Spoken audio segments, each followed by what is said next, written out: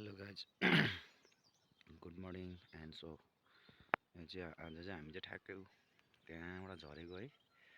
So आज चाहिँ हामी चाहिँ कहाँ छ भने चाहिँ ठ्याक्कै होइन कालीमाटीमा छ है। यो चाहिँ फेरि काठमाडौँको कालीमाटी होइन है गाइज, लङको छेउमै पर्छ, पोखरामै हो होइन।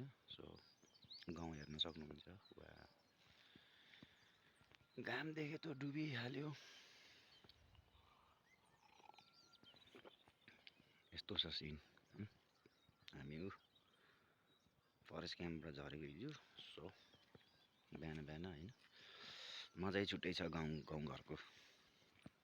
हिमाल मल्ल खोल्दैछ, त्यो छ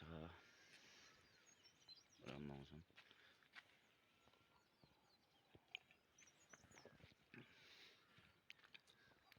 सो आज हामी झर्छ होला, बन्द छ भोलि चुनावको कारणले। सही उसो लागेछ।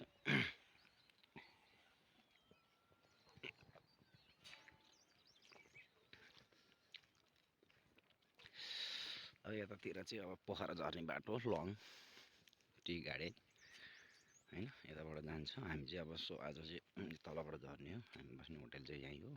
यसमा चाहिँ खासै होटल छैन, यो चाहिँ सबसे पुरानो होटल हो। यहाँ बस्न सक्नुहुन्छ। फरेस्ट क्याम्पबाट चाहिँ डाइरेक्ट झर्न सक्नुहुन्छ। यदि तपाईँहरू सिलिङ झर्न त्यो भयो भने सो यता बस्न सक्नुहुन्छ। सो उसो लागेछ फुल्ली। यस्तो चाहिँ मौसम आज। घाम देख्यो त घाम पनि डुबिहालेछ एकैछिनमा। फेरि घाम बल्ल आउँदैछ होला।